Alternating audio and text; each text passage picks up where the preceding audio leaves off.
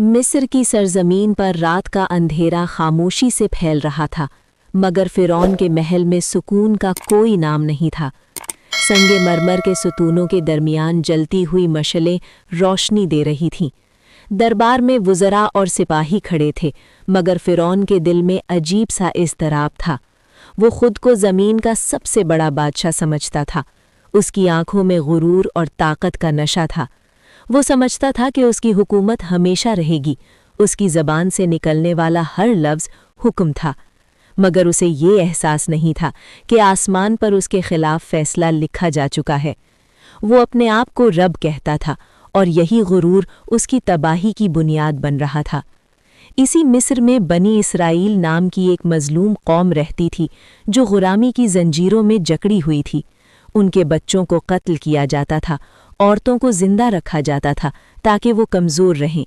उनके दिल खौफ से भरे हुए थे। उनके आंसू ज़मीन पर गिरते थे, मगर उनकी आहें आसमान तक पहुँचती थीं। फ़िरौन के जुल्म का साया हर घर पर था। कोई आवाज़ बुलंद करने की हिम्मत नहीं करता था, मगर अल्लाह की सुन्नत ये है कि वो मज़लूम की दुआ को ज़ाया नहीं करता, और जब जुल्म हद से बढ़ जाए तो कुदरत का फ़ैसला ज़ाहिर होता है। इसी जुल्म के दौर में अल्लाह ने एक बच्चे को दुनिया में भेजा, जिसका मुक़द्दर फ़िरौन के गुरूर को तोड़ना था। हज़रत मूसा अलैहिस्सलाम की पैदाइश ऐसे वक्त में हुई जब फ़िरौन बनी इसराइल के बच्चों को कत्ल करवाता था। मूसा अलैहिस्सलाम की माँ का दिल खौफ से काँप रहा था, मगर अल्लाह ने उसके दिल में इल्हाम किया कि बच्चे को संदूक में रखकर दरिया में डाल दो। दरिया की लहरें संदूक को बहा ले गईं। वो दरिया जो लोगों की नज़र में बेजान था, अल्लाह के हुक्म से ज़िंदगी का रास्ता बन गया। संदूक बहता हुआ फ़िरौन के महल तक पहुंचा। जब संदूक महल में पहुंचा तो फ़िरौन की बीवी आसिया ने बच्चे को देखा। उसके दिल में ऐसी मोहब्बत पैदा हुई जो दुनिया की किसी ताकत से ज़्यादा मजबूत थी। उसने फ़िरौन से कहा कि इसे कत्ल ना करो, शायद ये हमारे लिए फ़ायदेमंद हो या हम इसे बेटा बना लें। फ़िरौन ने वक्ती तौर पर इजाज़त दे दी।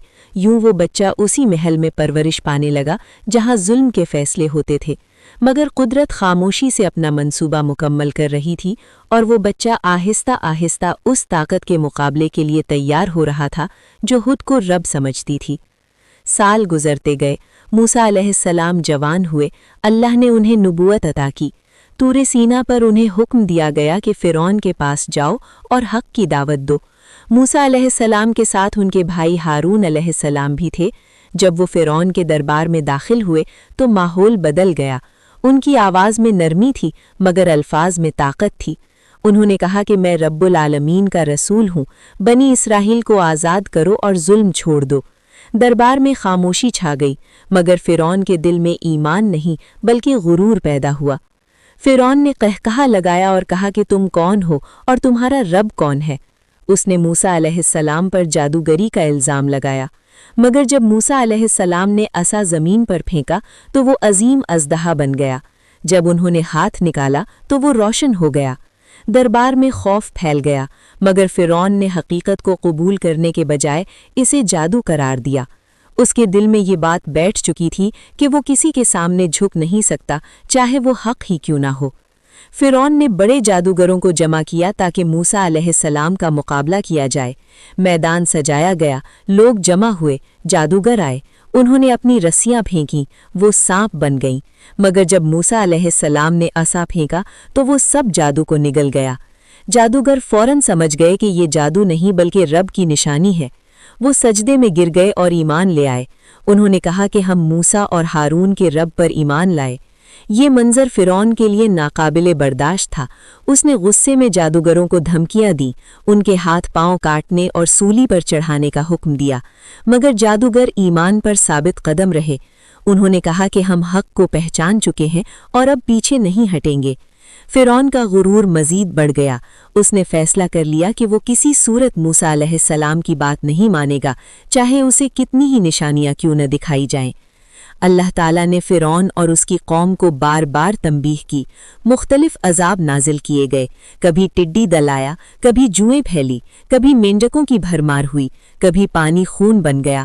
ہر عذاب کے وقت فرعون خوفزدہ ہو جاتا، موسیٰ علیہ السلام کے پاس آتا اور کہتا کہ اپنے رب سے دعا کرو، اگر عذاب ہٹ گیا تو ہم ایمان لے آئیں گے اور بنی اسرائیل کو آزاد کر دیں گے۔ موسیٰ علیہ السلام دعا کرتے، عذاب ہٹ جاتا، مگر جیسے ہی راحت ملتی فرعون وعدہ توڑ دیتا، اس کا دل مزید سخت ہو جاتا۔ وہ سمجھتا تھا کہ وہ ہمیشہ طاقتور رہے گا، وہ نہیں جانتا تھا کہ وقت خاموشی سے اس کے خلاف فیصلہ لکھ رہا ہے۔ اللہ اسے بار بار موقع دیتا رہا، مگر وہ ہر موقع کو غرور کی بھینٹ چڑھاتا رہا اور اس کی سرکشی دن بدن بڑھتی گئی۔ آخرکار وہ رات آئی جب اللہ کا حکم ہوا کہ بنی اسرائیل کو مصر سے نکل جانا چاہیے۔ موسیٰ علیہ السلام اپنے ماننے والوں کے ساتھ خاموشی سے روانہ ہو گئے۔ رات کا اندھیرا تھا، راستے سنسان تھے، مگر دلوں میں امید کی روشنی تھی۔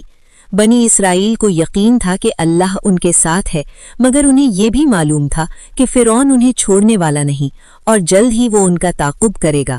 جب فرعون کو خبر ملی تو اس نے بڑے لشکر کو جمع کیا، گھوڑے دوڑنے لگے، تلواریں چمکنے لگیں، سپاہیوں کی آوازیں گونجنے لگیں۔ فرعون کو یقین تھا کہ وہ موسیٰ علیہ السلام اور بنی اسرائیل کو پکڑ لے گا۔ اس کے دل میں غرور تھا کہ کوئی طاقت اسے شکست نہیں دے سکتی۔ وہ نہیں جانتا تھا کہ وہ خود اپنی ہلاکت کی طرف بڑھ رہا ہے۔ بنی اسرائیل کے سامنے سمندر تھا اور پیچھے فرعون کا لشکر۔ خوف کی لہر دوڑ گئی، لوگوں نے کہا کہ ہم پکڑے گئے، اب بچنے کا کوئی راستہ نہیں۔ مگر موسیٰ علیہ السلام نے یقین سے کہا کہ ہرگز نہیں، میرا رب میرے ساتھ ہے، وہ مجھے راستہ دکھائے گا۔ یہ الفاظ بنی اسرائیل کے دلوں میں امید بن گئے، مگر منظر ابھی باقی تھا۔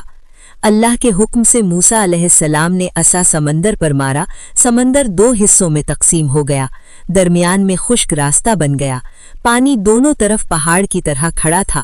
بنی اسرائیل حیرت سے اس راستے میں داخل ہو گئے، وہ چلتے جا رہے تھے اور پیچھے مڑ کر دیکھتے تھے کہ پانی کس طرح دیوار کی طرح کھڑا ہے۔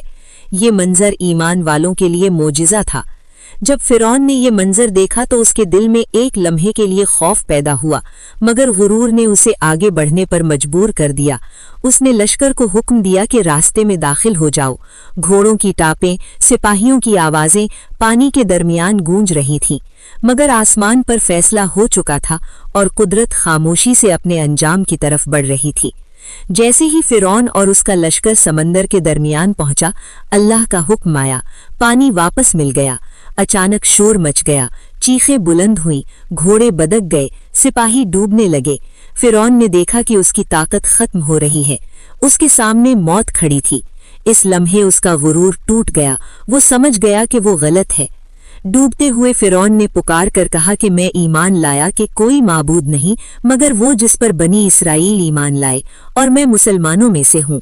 یہ وہ لمحہ تھا جب اس نے توبہ کا اعلان کیا، لیکن یہ توبہ ایسی حالت میں تھی جب حقیقت اس پر مکمل طور پر ظاہر ہو چکی تھی۔ قرآن میں اللہ فرماتا ہے کہ اب ایمان لاتا ہے جبکہ پہلے نافرمانی کرتا رہا اور فساد پھیلاتا رہا۔ اس وقت فرعون کی توبہ قبول نہیں ہوئی کیونکہ توبہ کا وقت ختم ہو چکا تھا۔ اللہ نے اس کے جسم کو محفوظ رکھا تاکہ آنے والی نسلیں عبرت حاصل کریں۔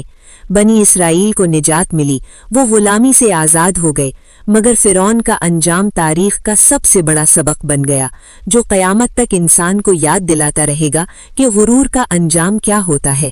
فرعون کا قصہ صرف ایک بادشاہ کی کہانی نہیں بلکہ ہر انسان کے لیے پیغام ہے۔ ہر وہ شخص جو طاقت، دولت یا شہرت کے غرور میں مبتلا ہو جاتا ہے، وہ دراصل فرعون کے راستے پر چل رہا ہوتا ہے۔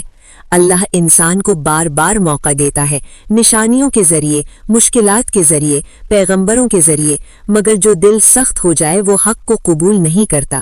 یہ واقعہ ہمیں سکھاتا ہے کہ توبہ کا دروازہ ہمیشہ کھلا نہیں رہتا۔